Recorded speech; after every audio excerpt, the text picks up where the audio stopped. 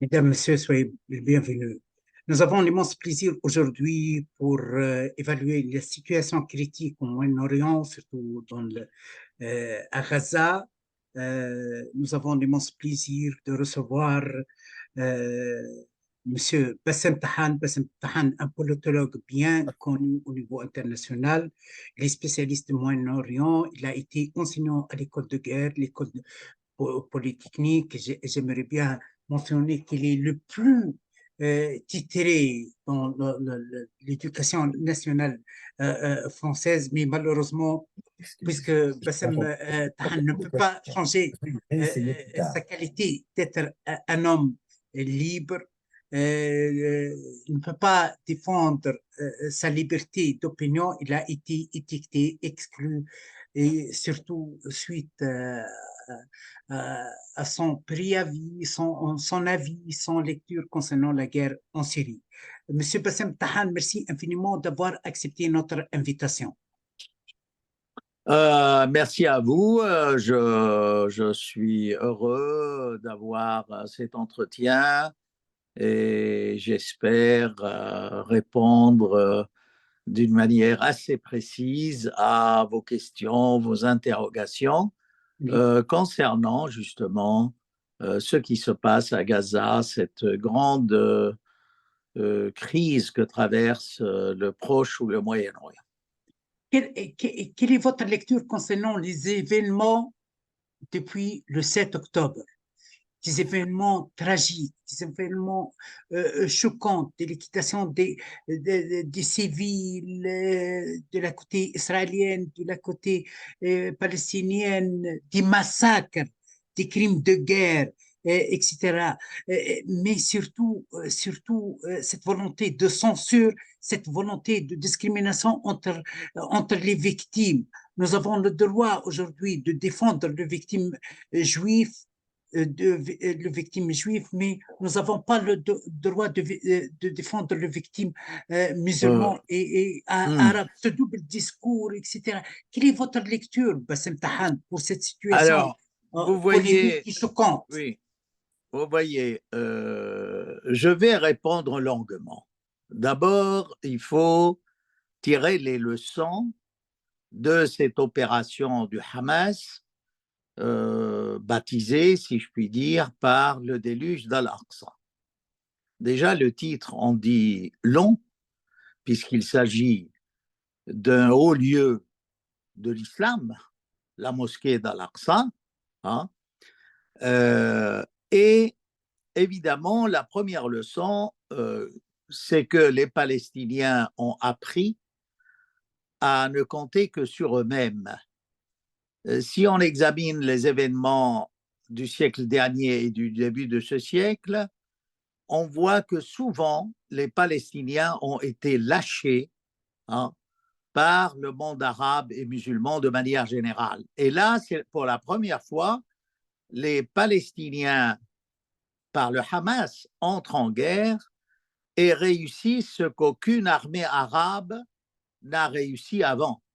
Si nous prenons la guerre de 67, même la guerre de 73, dans les deux guerres, les armées arabes n'ont pas pu pénétrer sur le sol israélien. Et c'est la première fois, justement, qu'une organisation ou un parti politique, j'insiste sur parti politique, parce que le Hamas a été élu démocratiquement. Alors, si on tient à la démocratie, ben, c'est un fait. Vous pouvez ne pas aimer le Hamas, mais il est élu démocratiquement. Ah, ça, c'est un point très important. Donc, d'autres leçons, si vous voulez, c'est que malgré l'embargo, le blocus, appelez ça comme vous voulez, contre Gaza, les Palestiniens de Gaza, par le Hamas ou le Djihad ou d'autres organisations ou par la volonté du peuple, ont réussi à fabriquer des missiles, hein, à avoir un cerveau militaire très développé pour mener une attaque qui, pour la première fois, a infligé vraiment à Israël une défaite, arriver à traverser toutes ces barrières électroniques et s'attaquer à des casernes et évidemment tirer tant et tant de missiles au bout d'une semaine de guerre. Hier, on a vu pour la première fois le tir de missiles de longue portée de 250 km. Mais Voyez-vous? à l'Occident, Monsieur Tahan, on parle souvent que ce système des missiles, il a été toujours sponsorisé par Qatar, soutenu et parrainé au niveau de la formation doctrinage par la République islamique d'Iran et par Hezbollah. Ça veut dire, c'est pas un produit self-made de Hamas. Oui et non, parce que vous voyez, avant, vous avez vous-même parlé de l'Iran, du Hezbollah et du Qatar. Donc, ce qu'a réussi aussi Hamas, c'est contribuer à l'union du monde musulman, contribuer à unir chiites et sunnites sous la bannière d'Al-Aqsa, ce lieu sacré, n'est-ce pas? Et ça, c'est très important. C'est-à-dire qu'on a un clivage entre les deux grandes familles de l'islam, le sunnisme et le chiisme, et là, on trouve que ces deux familles, au moins, hein, travaillent ensemble pour une seule et même cause. Alors, évidemment, il y a eu une aide du Hezbollah, une aide peut-être sûre de la République islamique d'Iran, mais s'il n'y avait pas la volonté et l'intelligence des Palestiniens, on ne serait pas arrivé là. Vous voyez, il ne faut pas diminuer ou sous-estimer la fermeté, l'intelligence de ces Palestiniens sous embargo. Au Oui, contraire, ils déclenchent l'admiration de leurs ennemis même. Hein. oui, oui. Si on lit la presse israélienne, on se rend compte que beaucoup de voix s'élèvent pour dire enfin, d'abord arrêtez cette guerre, vous déformez, vous souillez l'image d'Israël, et de plus en plus des Israéliens appellent à quitter carrément Israël, hein, à dire c'est impossible de vivre avec cette extrême droite qui est au pouvoir. Mais comme on a parlé de tout cela, vous voyez, de victimes, moi je vous dis franchement, moi je condamne toute agression contre tout civil, qu'il soit d'un côté ou de l'autre. Parce que je sache, l'islam, hein, dans les guerres, il y a des lois de guerre définies dans l'islam. On n'a même pas le droit de couper un arbre.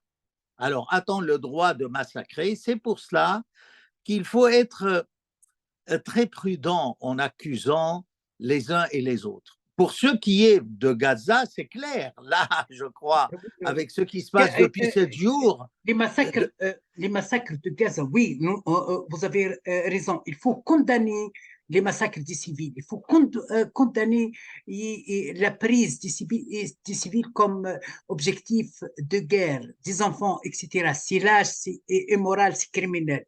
Mais je m'excuse, ils ont évoqué des crimes, des têtes décapitées des enfants, etc. Mais à Gaza, c'est en live. On voit les cadavres, on voit les têtes décapitées, on voit même le lynchage des cadavres, etc. Question aussi crédibilité, même l'autorité américaine a confirmé que l'autorité, ils sont en train de vérifier l'authenticité, etc. Qu'est-ce que vous disiez Oui, alors je vais vous dire franchement, ça c'est des arguments, vous voyez, de propagande médiatique et de guerre psychologique. C'est-à-dire, c'est pour cela que Biden a dit, a retiré ce qu'il a dit, qu'il n'a jamais vu de photos d'enfants qui sont décapités. Et jusqu'à maintenant, on n'a pas vu de photos d'enfants décapités. Mais c'est la guerre psychologique et médiatique. Vous savez, il y a des fake news qui circulent pour noircir l'image de l'ennemi. Voyez-vous? Alors, on attendra les enquêtes, n'est-ce pas? Par contre, on a vu des documents diffusés par Hamas où, au contraire, les combattants du Hamas euh, essayent de préserver les enfants, les femmes. Il y a eu, alors, vous me direz, pourquoi vous croyez Hamas et pas les autres? Moi, je vous dirais franchement, moi j'attends les enquêtes très sérieuses sur les uns et les autres. Mais en attendant, là, ça n'a pas besoin d'enquête. Ce qui se passe à Gaza, je vais vous donner, parce que moi je suis ça minute par minute, si je puis dire. Il y a peut-être une demi-heure, les Israéliens ont demandé au directeur des hôpitaux de tout le nord de Gaza d'évacuer les hôpitaux. Or, s'ils venaient à évacuer les hôpitaux, quelle est la conséquence? Si vous avez des bébés dans des couveuses, quand il y a un manque d'électricité qui a plu, ils vont mourir. Des Maintenant, cancéreux, des oui, cancéreux sur intubation, des asthmatiques sur machine de respiration, bien etc. sûr, ou Des la anaplexies, dialyse pour les reins, ou ben, c'est connu, on a besoin du courant électrique dans cette médecine moderne, voyez-vous. Alors maintenant, en admettant que on ait résolu tous ces problèmes, on a vu que ceux qui avaient quitté, qui ont écouté l'armée, les instructions de l'armée israélienne, ont été bombardés sur la route. Hein. Hier, on a bombardé un camion chargé d'au moins une centaine de femmes et d'enfants, hein, sur la route de l'Exode. Et là, ça fait mal au cœur. Vous voyez, moi, je ne comprends pas les Israéliens qui la ont connu. violation, c'est une violation grave des droits de la guerre, comme a été établi, qualifié, limité, conçu par les C'est vrai, conventions de c'est Genève. vrai. Vous avez raison. Vous avez raison. Là, les Israéliens outrepassent toutes les lois, les conventions de Genève, de guerre, des prisonniers, et tout ça, c'est clair. Mais même ceux qui ont fui et qui n'ont pas été bombardés sur la route ont été bombardés dans leur refuge, c'est-à-dire les écoles ou les localités de l'UNRWA. En principe, on n'a pas le droit de bombarder les locaux de cette agence. Et là, l'agence elle-même a dit que oui, on a été bombardé. Donc, ça, c'est inadmissible. Ce qui est encore inadmissible, c'est de couper l'eau, l'électricité et la nourriture. Mais il y a 2 200 000, il faut bien qu'ils vivent, ces gens-là. Et je vous dis, si le monde arabe ne bouge pas, commençons par le monde arabe, n'est-ce pas, hein, et le monde musulman. Et le monde musulman fera bientôt 2 milliards, si je ne me trompe, dans le monde. Mais alors, c'est vrai qu'il y a des manifestations partout, mais les chefs, les présidents, les rois, les émirs, tout ce que vous voulez de ce monde arabo-musulman, s'ils n'interviennent pas d'une manière efficace pour arrêter ces massacres, appelant un chat, ben ils vont perdre toute crédibilité. Voyez-vous, c'est pas normal que. Est-ce que vous pensez que, je m'excuse, quelques chefs d'État, ils ont encore la crédibilité, hein? Est-ce que Non, oui, hein, je comprends. la crédibilité aux notions sociopolitiques, c'est un peu Oui, politique. oui, vous me faites rire. Je vous vois venir. C'est-à-dire qu'ils ont déjà perdu la crédibilité. Mais vous voyez, moi, je suis quelqu'un de poli, et j'essaye un peu de ménager les uns et les autres dans un langage J'ai de l'appétit, diplomatique. j'ai de l'appétit pour eux, personnellement. J'ai de l'appétit pour eux, pour aussi quelque. C'est votre droit d'avoir de la pitié. Vous savez, il y a un proverbe arabe qui dit euh, le péril le plus grand, c'est le péril qui fait rire. Oui. C'est-à-dire que on se dit, mais quand même, comment ils n'arrivent pas à intervenir et à arrêter cette guerre? Alors, je vous fais, enfin, j'attire votre attention gentiment que moi, il y a 2, 3 jours, je suis très actif sur X, l'ex-Twitter, n'est-ce pas? J'ai dit, faites attention, si on ne fait rien, le plan secret d'Israël est de chasser les Gazaouis, les habitants de Gaza, vers l'Égypte. Personne ne m'a cru. Or, depuis que Là, maintenant, tout le monde a compris qu'Israël cherche à chasser les Gazaouis de Gaza en les poussant, vous voyez, même en admettant, vous voyez, admettant que tous ces Gazaouis, 2,2 millions, ne passent pas en Égypte. Mais admettons aussi que le tiers ou la moitié de Gaza soit conquis par les Israéliens. Qui sait quelle autorité dans le monde va pouvoir demander, exiger d'Israël de quitter Gaza? Une résolution du Conseil de sécurité va. Une Conseil de sécurité. Mais Israël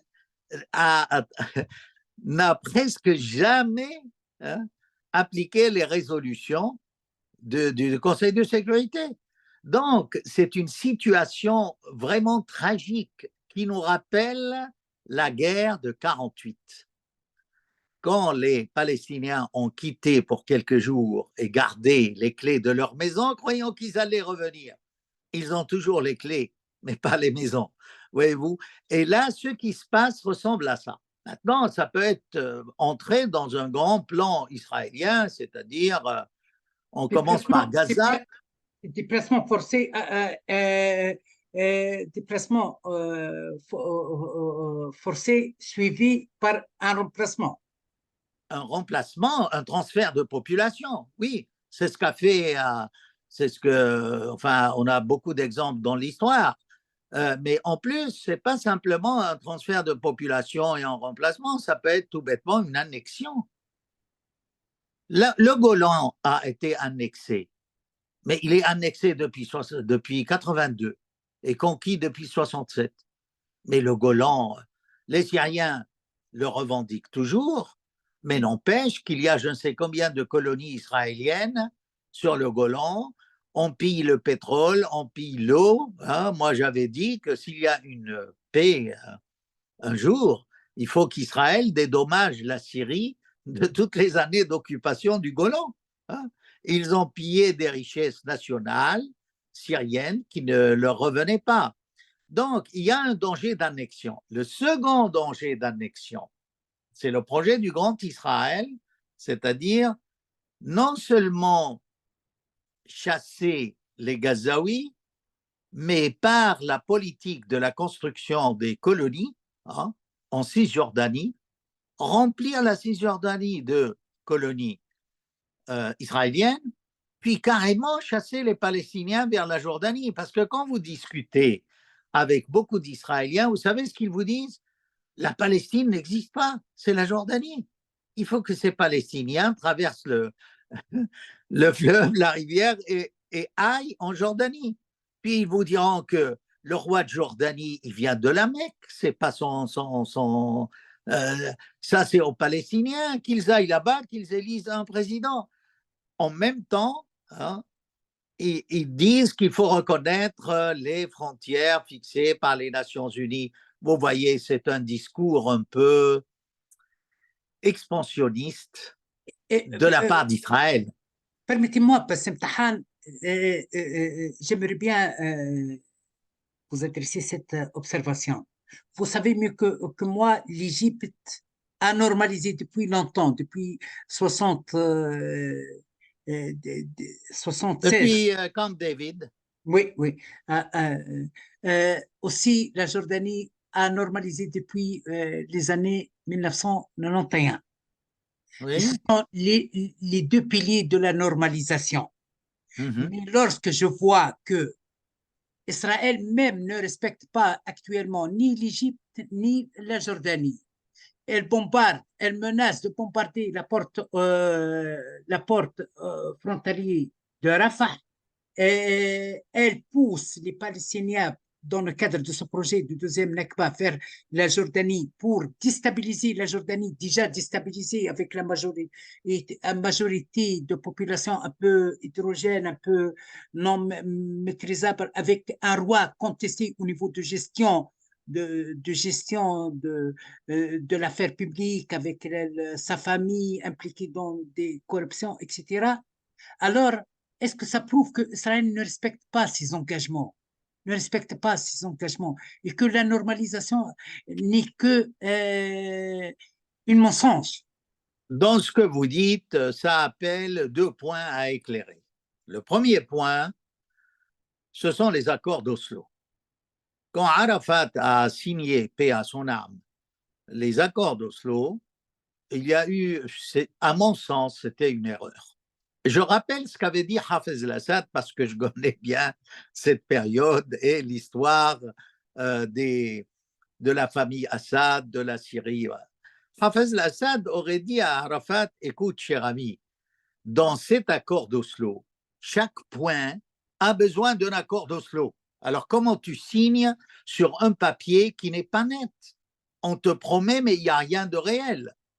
Le résultat, c'est que sur ce point-là, Israël n'a jamais respecté ses engagements. Dans les accords d'Oslo, il ne fallait pas construire de colonies. Et là, Israël a construit des colonies. Vous voyez? Donc, est-ce que Israël respecte? Non, il ne respecte pas. Hein? Il en est de même pour l'histoire de Jérusalem. Hein?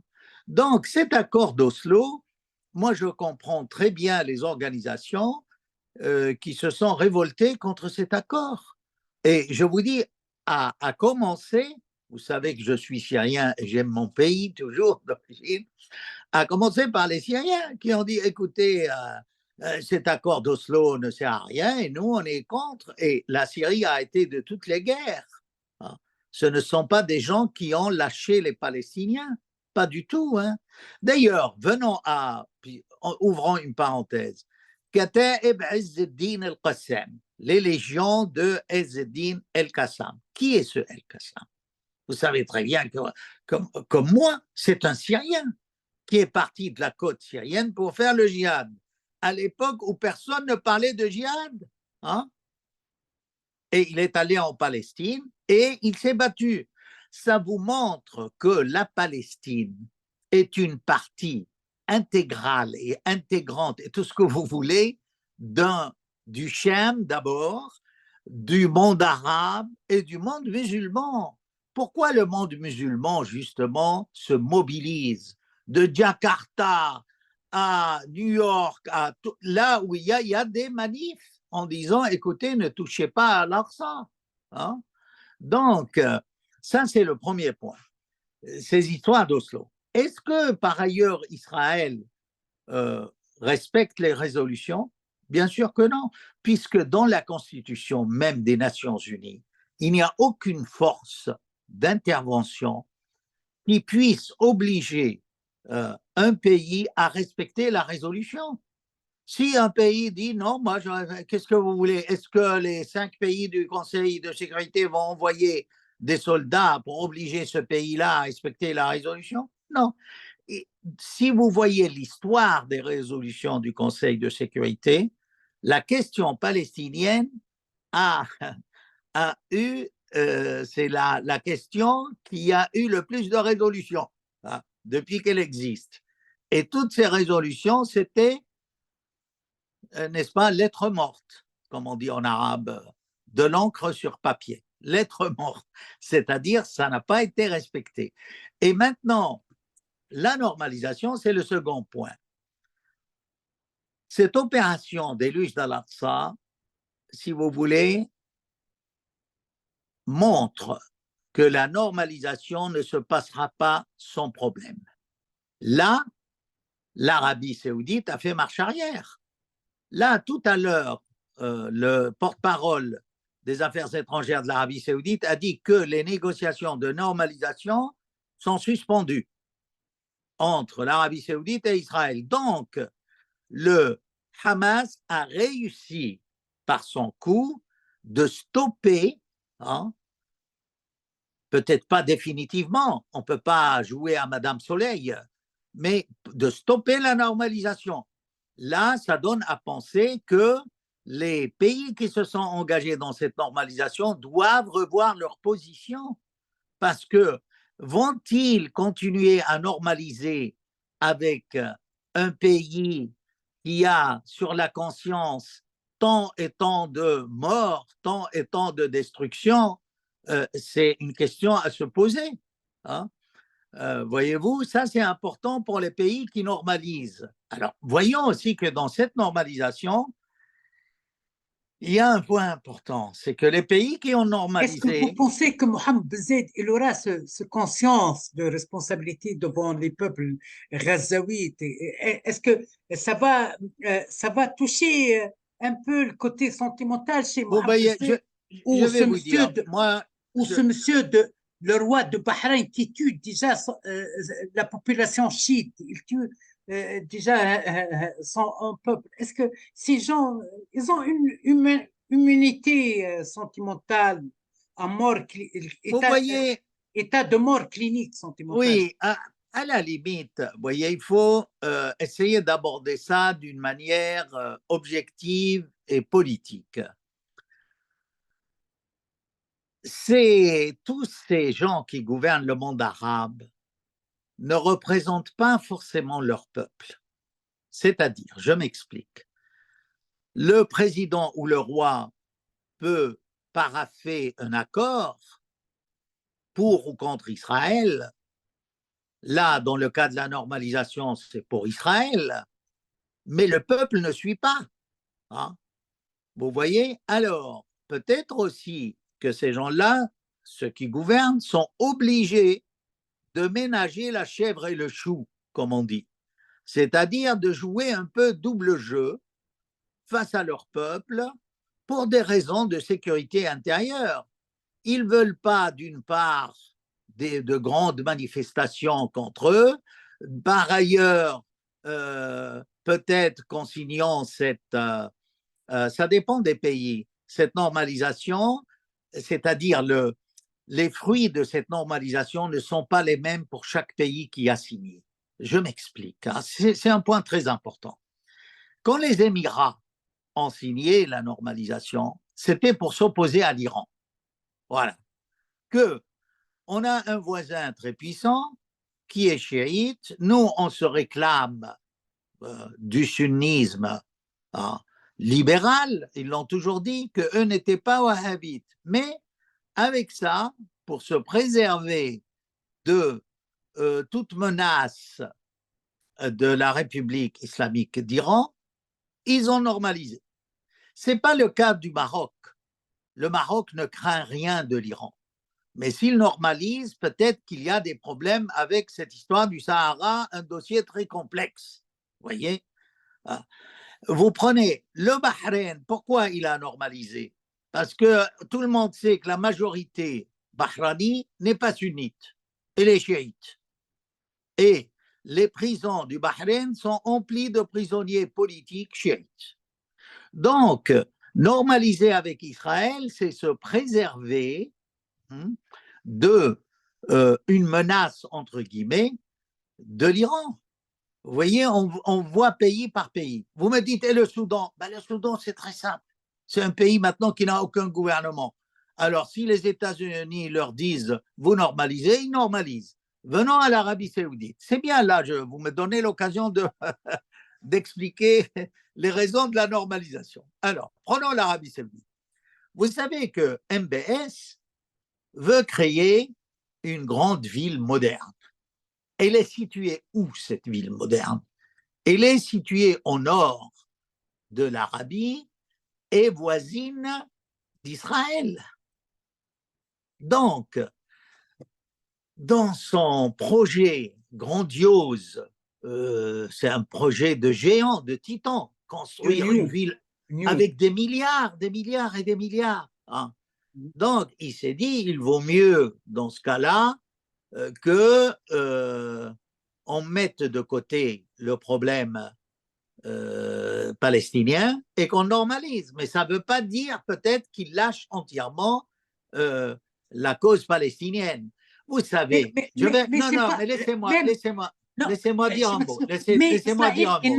Israël, il n'a jamais respecté ses engagements, même avec oui.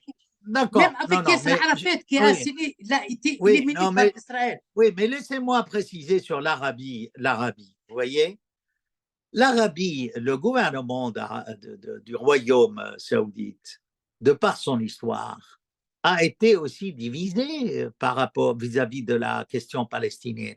Je vous rappelle, en 1975, le roi Faisal, que Dieu ait son âme, est allé à Damas.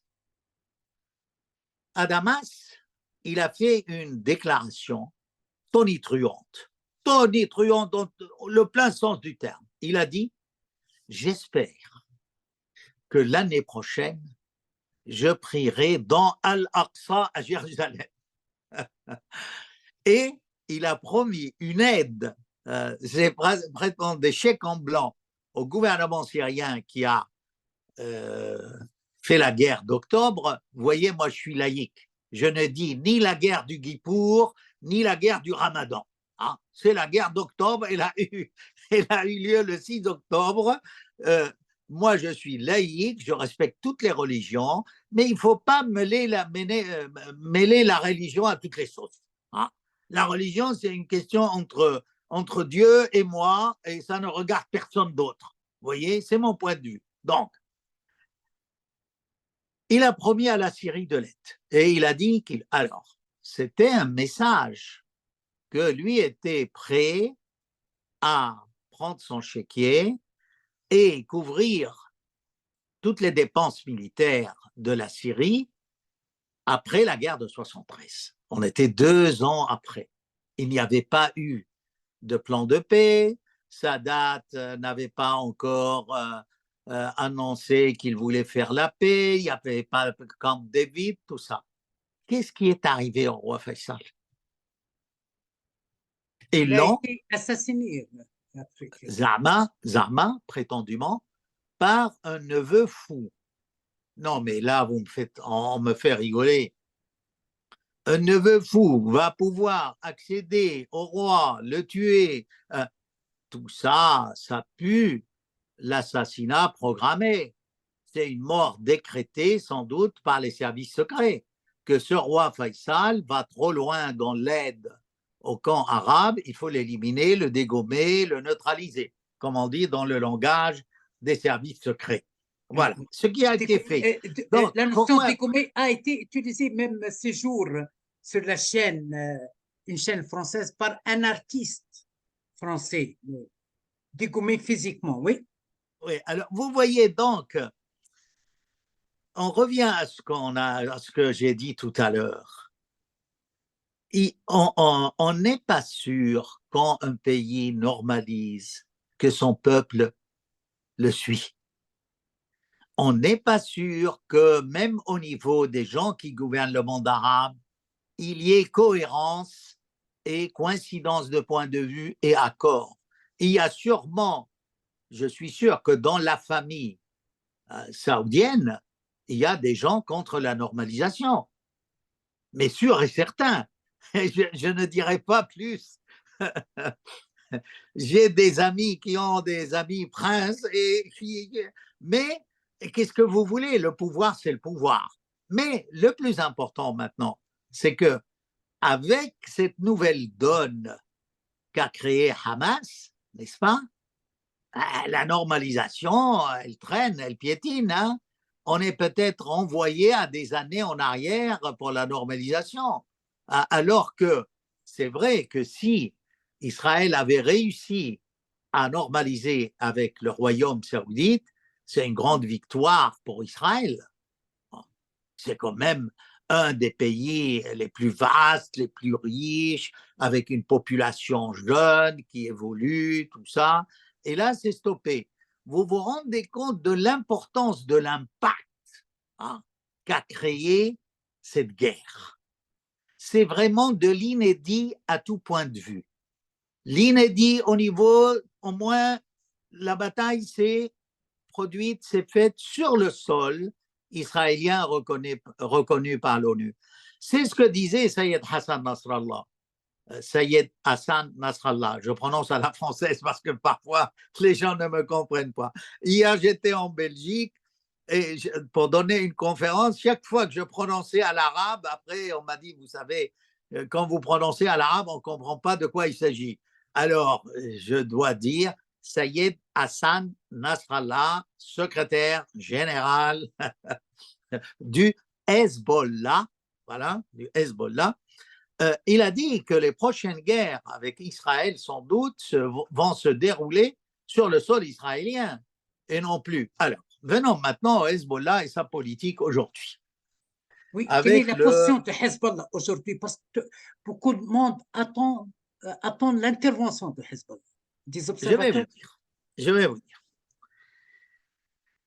D'abord, le Hezbollah intervient d'une manière à attirer l'attention des Israéliens vers le front nord par de petites opérations militaires vraiment pas très importantes, mais symboliques, pour un peu montrer aux Israéliens que d'abord pousser une partie de l'armée à s'intéresser au nord. N'oubliez pas, et là je crois que, à mon sens, c'est une erreur de la part d'Israël, militairement parlant, quand vous massez 320 000 hommes dans le sud, et s'il y a une attaque au nord, ces gens-là vont avoir, après avoir débarqué les tanks et tout, de remonter au nord, s'il y a une attaque sérieuse au nord. À mon sens, c'est une erreur. Mais bon, je ne suis pas général israélien, ils décident ce qu'ils veulent, mais à mon avis, c'est une erreur militairement parlant. Maintenant, le Hezbollah n'a pas besoin de l'effet de surprise pour entrer en guerre. Le Hamas avait besoin de la surprise parce que c'est pas une armée régulière, c'est pas une grande armée. Hein. Les hommes du Hamas sont 20 000 hommes. Les missiles dont ils disposent sont bien loin d'être autant que ceux que possède le Hezbollah. Donc, s'il y a intervention du Hezbollah, là, Israël est au courant que le Hezbollah peut intervenir. Cet effet de surprise est nul, zéro, parce que la guerre va être au départ une guerre de missiles. Vous voyez? Et là, que Israël soit prête ou pas, hein, les missiles vont partir. Alors la règle, permettez-moi de vous expliquer militairement ces histoires de dômes de fer et de missiles. Quand vous lancez sans missile, il faut penser que le tiers peut faire mouche, atteindre la cible. Avec toutes les technologies modernes, il y a une chance. Vous ne pouvez pas arrêter tous les missiles. Vous ne pouvez pas. Pourquoi? Parce que le dôme est saturé. Quand il est saturé, à ce moment-là, plus vous lancez de missiles, plus ils atteignent leur cible. Pour parer à cette éventualité de faiblesse du dôme de fer, les Américains ont dépêché le plus grand porte-avions du monde, le Ford. À son bord, on peut mettre de 4 000 à 5 000 hommes. Il peut porter une centaine d'avions de toutes sortes. 67, 67, 64, oui. Oui, et il peut aussi avoir des missiles anti-missiles qui interceptent les autres. Il peut avoir des missiles qui bombardent sans intercepter. C'est vraiment une plateforme militaire extraordinaire. Donc, à mon sens, je reviendrai si le Hezbollah va intervenir ou pas, mais faisons d'abord de l'analyse militaire, de point de vue armement et tout cela. Si jamais le Hezbollah lance des missiles, le dôme de fer israélien va être saturé. Pourquoi? Parce que le Hezbollah peut lancer plus de 5000 missiles par jour. C'est-à-dire beaucoup plus que la première attaque du Hamas le 7 octobre. Alors, sur qui comptent les Israéliens pour arrêter cette pluie de missiles? Sur le Ford. C'est-à-dire que cette plateforme militaire qui mouille au large d'Israël est capable d'envoyer des bombardiers, des chasseurs bombardiers, pour labourer littéralement le Sud-Liban. Et non seulement le Sud-Liban, parce que vous savez comment Israël menace le Liban.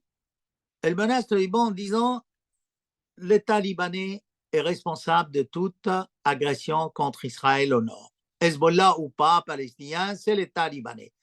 Donc, on n'a même pas besoin simplement de bombarder le sud Liban. Israël va bombarder, comme en 2006, les centrales électriques, déjà qu'elles sont faibles, bombarder tout le Liban, les points stratégiques du nord au sud du Liban. Vous savez, le Liban, il fait 10 000 km², hein, ce n'est pas un grand pays. C'est très facile à couvrir de bombes. Alors, on en est où? Est-ce que le Hezbollah va intervenir? Là, il y a peut-être 2 heures de ça, le ministre des Affaires étrangères iranien a dit la chose suivante. Si, dans quelques heures… Il est en visite au Liban depuis, oui. Oui, il a fait cette déclaration. Merci de la précision. Il a dit, si dans quelques heures, on ne trouve pas d'issue diplomatique à cette crise, à l'arrêt des combats à Gaza, à un cessez-le-feu, à l'arrêt des massacres des civils, il se peut qu'il y ait une guerre régionale. Une guerre régionale, et à ce moment-là, d'autres belligérants vont entrer en jeu. Alors, qui sait? Alors, ça peut être, probablement le Hezbollah. Le Hezbollah est préparé. Ne croyez pas que s'il n'intervient pas, c'est que le Hezbollah n'est pas prêt. C'est pas vrai. Vous savez, en Israël, la seule personnalité musulmane qu'on croit qui est crédible, c'est Sayed Hassan Nasrallah, le secrétaire général du Hezbollah. Parce que lui ne ment pas. Il leur a dit, regardez, en 2006, vous avez votre bâtiment de guerre militaire qui brûle. Regardez, sur la côte, il brûlait. Regardez, je vais faire ceci, je vais bombarder. Il n'a pas menti. Là. Donc, si Nasrallah dit là que lui, qu'il fasse attention, qu'il est prêt, je crois qu'il est prêt. Maintenant, pensons à une chose à laquelle les Arabes n'ont pas pensé. C'est que Netanyahou est un homme fini politiquement. Il veut peut-être faire une sortie de fin de carrière politique, comme on dit, après moi le déluge. C'est-à-dire qu'il faut absolument que j'allume la région avant de quitter. S'il y a une guerre régionale, peut-être qu'on va connaître, comme on dit, des journées apocalyptiques. Pourquoi? Apocalyptique parce que si le Hezbollah intervient, il a 200 000 missiles, plus les forces terrestres, plus les drones, plus toute une technologie de brouillage qui a été donnée d'ailleurs au Hamas. Le Hamas a brouillé les communications. C'est comme ça qu'entre soldats israéliens au nord de Gaza, n'est-ce pas, ils n'ont pas pu correspondre. Donc, on voit le degré de progrès technologique et cybernétique du Hamas. Tout ça aussi, le Hezbollah l'a. Vous voyez, cette technologie, il la possède. Il a des ingénieurs, ils sont formés. Donc, ça va être un feu d'artifice extraordinaire si c'est une guerre régionale. Et c'est peut-être là ce que cherchent Netanyahou et les Israéliens. C'est peut-être ça qu'ils cherchent. Voyez-vous? Ils cherchent quoi? Qu'il y ait une guerre régionale, parce que tout le rêve de Netanyahou et de son parti, c'est de bombarder l'Iran. Voyez-vous? Alors vous me dites, oui, mais l'Iran, il est plus fort que le Hezbollah. Il a si le Hezbollah a 200 missiles, l'Iran a des milliers de missiles, de longue portée, de moyenne portée. Il a des drones, d'ailleurs, c'est lui qui fournit la Russie en drones contre l'Ukraine. Le progrès technologique des Iraniens étonne tout le monde. Comment ce pays qui est sous embargo avec des sanctions depuis plus de 40 ans et il a le nucléaire, l'industrie militaire. Vous voyez, c'est là la crainte. On devrait s'interroger. Est-ce que à ce moment-là, s'il y a une guerre régionale et que le Hezbollah entraîne dans son sillon l'Iran, Israël ne va pas utiliser pas le grand nucléaire, mais ce que j'appelle moi des bombinettes nucléaires, c'est-à-dire des armes très sophistiquées qui ont l'effet d'une petite bombe nucléaire, et c'est l'apocalypse dans toute la région. Hein. Alors, c'est pour cela peut-être qu'il y a beaucoup d'hésitation du côté et des Iraniens et du Hezbollah pour vraiment déclencher une guerre totale. Donc, à mon avis, s'il y a intervention du Hezbollah, ça va être des interventions ponctuelles et non pas totales. Parce que totale, ça implique que toute la région va s'embraser. Hein. La Syrie peut intervenir. Vous savez, moi, je suis l'auteur d'un terme qui est positif depuis des décennies, c'est le croissant chiite. Le croissant chiite a été un éveil. Hein. D'ailleurs, les mouvements sunnites s'en sont inspirés. Après la révolution de Khomeini, beaucoup de sunnites se sont dit, mais nous aussi, on peut arriver au pouvoir et faire comme en Iran, un gouvernement théocratique, mais qui applique la charia, qui soit... Bon, alors, dans ce croissant chiite, vous voyez, vous avez les Houthis du Yémen qui ont proposé le raid. Vous avez le Hashd al-Sha'bi d'Irak qui est prêt à intervenir. La Syrie, même si elle est affaiblie au niveau du nombre de son armée, le peu de son armée est aguerri. Ça fait 12 ans qu'ils se battent, ces gens-là. Hein. Un soldat... Même il y avait une dynamique chiite en Afrique. Sherif Mbal, qui préside une grande association en chiite sénégalaise, qui préside aussi le collectif Résistance Palestine en Afrique. Il est en train de mobiliser aussi, j'ai constaté. Oui, mais vous voyez, une personnalité bien respectée. Oui. Le chiisme aussi se propage en Tunisie. Oui. Le chiisme se propage à Bruxelles. À Bruxelles, beaucoup de musulmans, je vous dis, moi, c'est pas mon problème. Chacun est libre. Il veut être sunnite, ibadite, chiite, appliquer le malikisme ou le hamas. Ça, c'est une histoire individuelle. La croyance est libre. Être juif, musulman chiite. Bien sûr, mais bien sûr, mais bien sûr.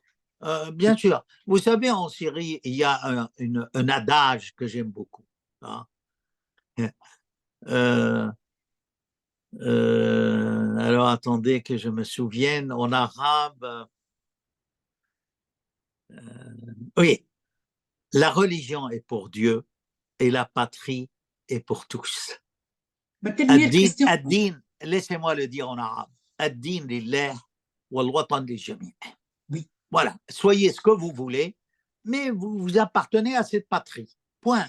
Mais cette règle, par exemple, n'est pas respectée en France. En France, en tant que citoyen français aussi, hein, parce que les Français, vous êtes toujours, vous étiez toujours des donneurs de leçons. Vous avez colonisé et vous avez colonisé en Afrique.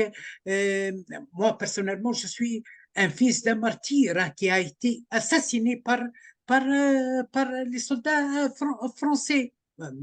1890, etc. Mais lorsque je vois cette volonté de censure, c'est pas une volonté, c'est la politique institutionnalisée de censure, de contrainte, de diabolisation, d'étiquetage, hein, d'étiquetage, oui, je vous comprends. de discrimination aussi. Ça veut dire, nous sommes solidaires avec les victimes civiles juives, mais nous devons moralement être solidaires aussi avec les victimes musulmans, avec les victimes africaines. On s'en fout de l'appartenance raciale. Mais lorsqu'il y a cette discrimination, ce double discours, etc., du blablabla, je m'excuse. Macron, normalement, la France, elle avait cette tradition de la diplomatie de médiation, de Oui, je vous comprends, mais déterminer. dans ce Macron, que… il l'a Hmm. donné, même avec juste une réaction dans la précipitation, il a donné à ce monsieur qui s'appelle Netanyahu le feu vert aussi parmi 10 autres pays, l'Allemagne, etc., le feu vert pour l'assassinat, le génocide de la population française, population palestinienne, population. Je m'excuse, mais c'est quoi ça? C'est dégueulasse, j'ai Non, dit. mais vous savez, dans ce que vous dites, vous soulevez beaucoup, beaucoup de problèmes. Alors, pour y répondre, il faut serrer nos problèmes. Le premier, c'est la liberté d'expression. C'est vrai qu'en France aujourd'hui, la liberté d'expression dans les médias n'est pas respectée. Je suis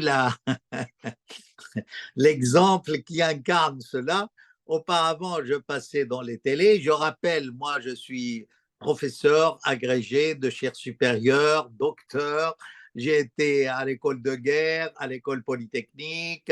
J'ai formé des dizaines d'experts. J'ai formé des généraux, hein, qui étaient colonels sur la… Mais beaucoup. vous étiez Et en… exclu, mais vous étiez exclu et étiqueté juste après votre déclaration en mettant la responsabilité de complicité et de communication illégale et morale entre les services de renseignement français avec les groupes djihadistes, soi-disant les novateurs de la démocratie Oui, en oui, Syrie. il n'y a pas que ça. Je crois que c'est… Vous avez raison, mais c'est plus complexe parce que ici, à la télé, ils ont leurs stars et leurs éditorialistes. Alors, s'ils invitent un vrai expert de la question et il met en boîte leur starlet, je dirais, ça fait mal. Alors, on vous exclut. Et puis, sans doute aussi, parce que moi, un peu, on dit de moi que je suis une grande gueule, que j'ai du culot, que, enfin, je suis franc et je ne fais pas de concessions. Je trouve que tout ça, c'est à mon honneur, hein, si je suis exclu. Euh, si, vous savez ce que disait Sacha Guitry, une parole très bien, très juste. Si on m'attaque de derrière, c'est que je suis devant. Voilà. Donc, ça, c'est le premier point, la liberté d'expression. Ça, c'est vrai que maintenant, la doxa des médias, mais elle est horrible, horrible. On vous fait toute une émission sur la Palestine, mais pas une, des dizaines. Il n'y a pas un seul Palestinien sur le plateau. Il n'y a pas un seul expert reconnu comme tel académiquement pour en parler. Vous avez des experts qui poussent comme des champignons. Ce sont leurs hommes. Ils envoient, ils disent, ah oui, un expert du terrorisme. Mais quel expert du terrorisme? Écoutez, quand ils ont parlé du bombardement d'Alep, et ils ont dit ceci, cela, il y a eu une journaliste étrangère qui leur a dit, écoutez, qui parmi tous ces gens-là était à Alep? Personne. Alors comment vous osez parler de ce bombardement d'Alep, hein? Et là, maintenant, avec la guerre d'Ukraine, moi, je rigolais. Ah, comme ils ont fait à Alep. Tout le monde disait ça, hein, comme si c'était, vous savez, une règle euclidienne de lignes parallèles, un postulat que tout le monde admet. Non, ça, c'est pas digne de médias responsables et objectifs, voyez-vous.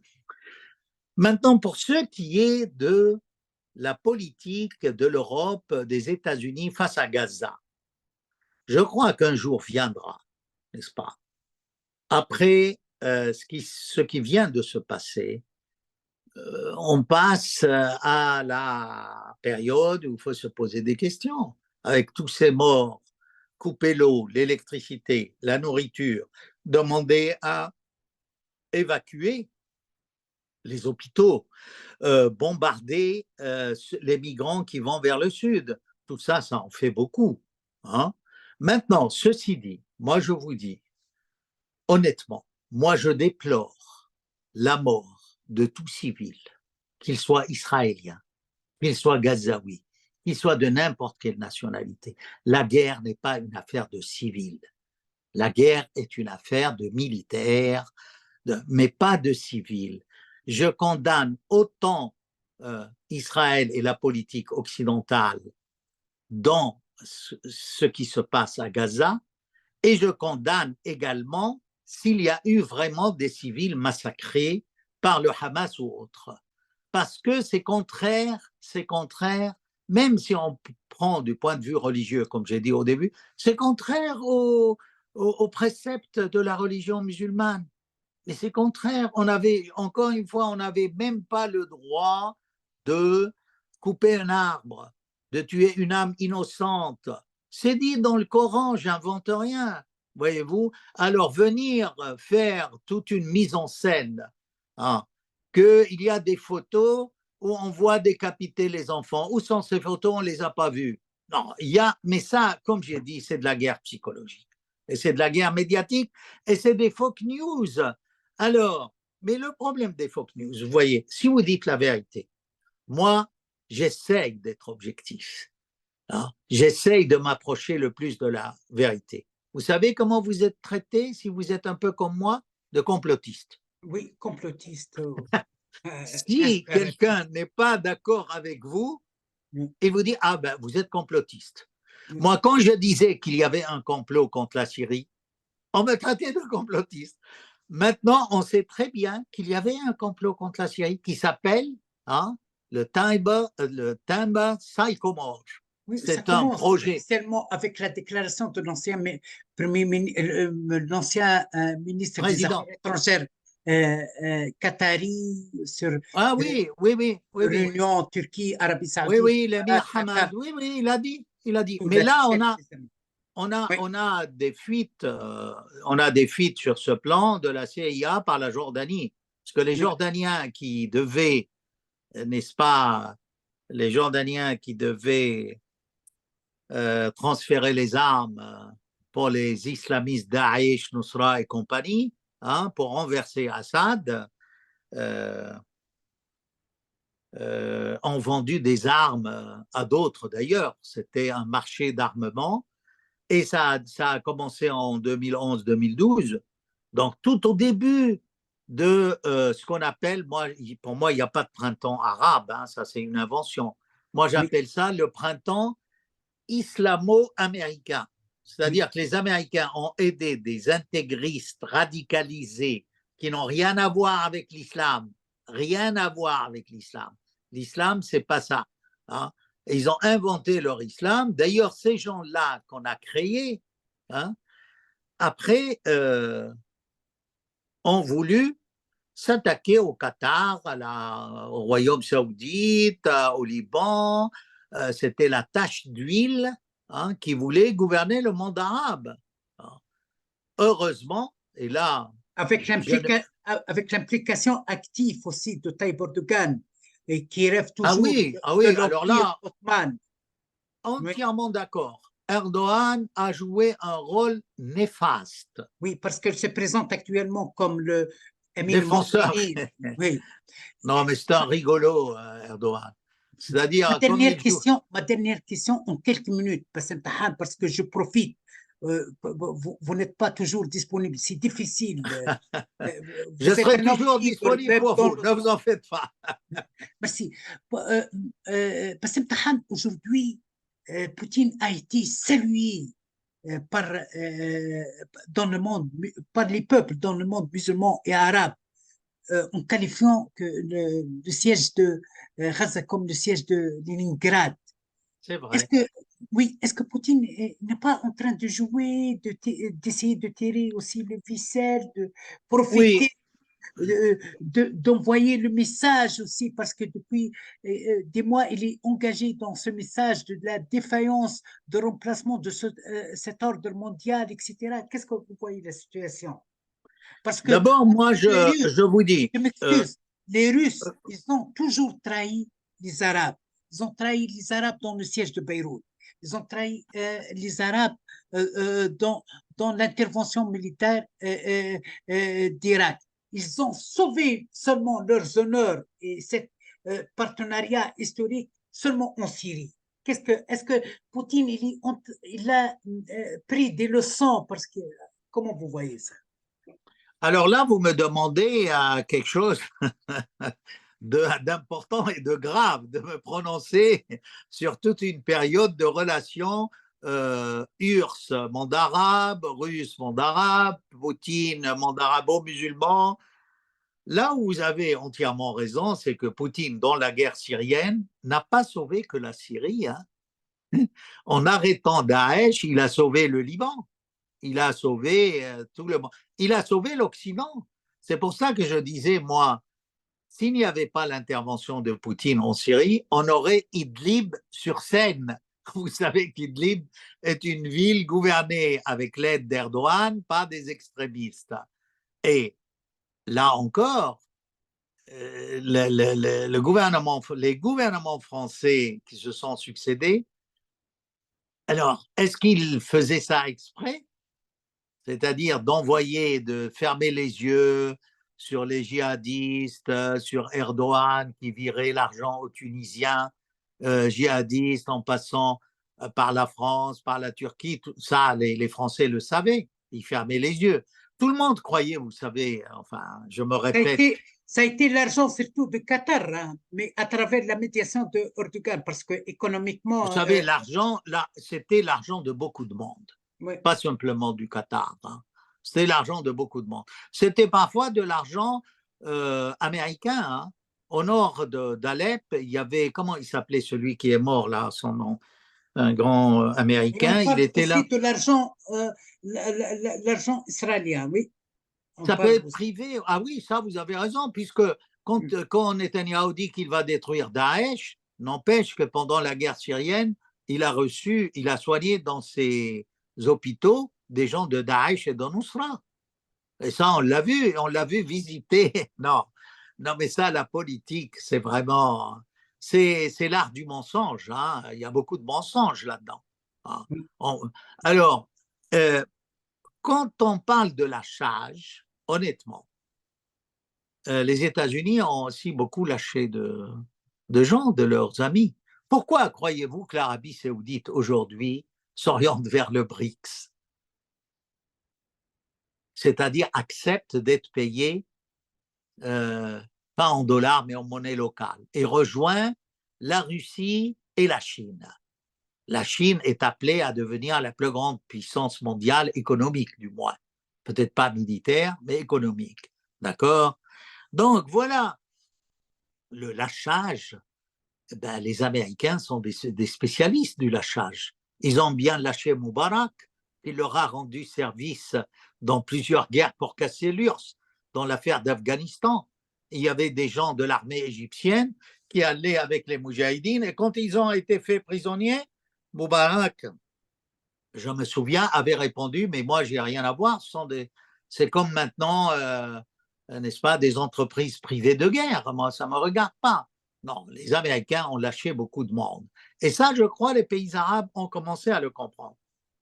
Maintenant, est-ce que Poutine a lâché Ben oui et non. Oui et non. C'est-à-dire, mais on va aller trop loin. Il faut examiner des points historiques pour dire là, il a lâché, là, il n'a pas lâché. Vous voyez, c'est trop complexe. Surtout l'Irak, ça coïncidait avec la chute de l'Union soviétique, etc. Oui. Oui, c'était délicat. Puis aussi, l'Irak, l'armement irakien n'était pas que russe hein, et soviétique. Oui, il avait de l'armement français, il avait de l'armement de tout. Enfin, voilà, c'était la fin, je crois. Alors, je vais vous dire en deux mots ma conclusion. Vous savez, moi, je suis pour la paix. Je suis un pacifiste. Nous avons tous le même sang.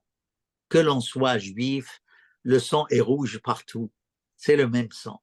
Nous descendons tous, même s'il s'agit d'un mythe, de la même Ève, selon les études.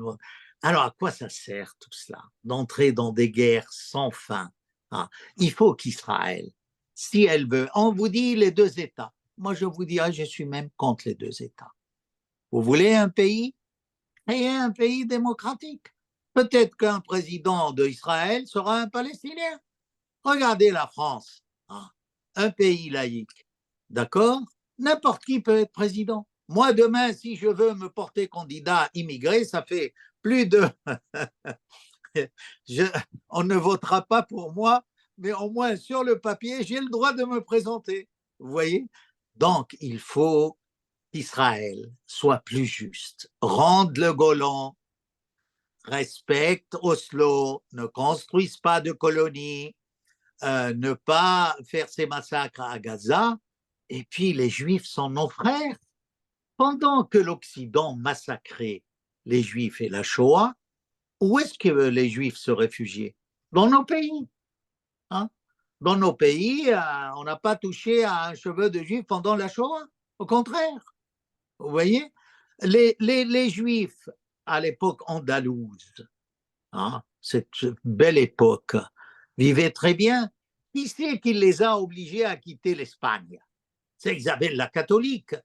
Qui c'est qui a pris le grand rabbin de l'époque et l'a obligé à s'agenouiller devant la croix? Hein?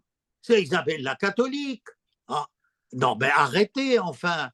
Nous vous avons accueillis dans nos cœurs, on a ouvert nos maisons, nous sommes des justes. Hein? Alors arrêtez, soyez justes comme nous, on l'a été avec vous. Sur cet appel touchant de paix, je vous remercie, Bassem Tahan, d'avoir accepté notre invitation et à la prochaine rencontre, j'espère, physiquement. Merci beaucoup. Je vous dirai en espagnol, ojalá, ojalá. Adios. Merci, camarade. Adios.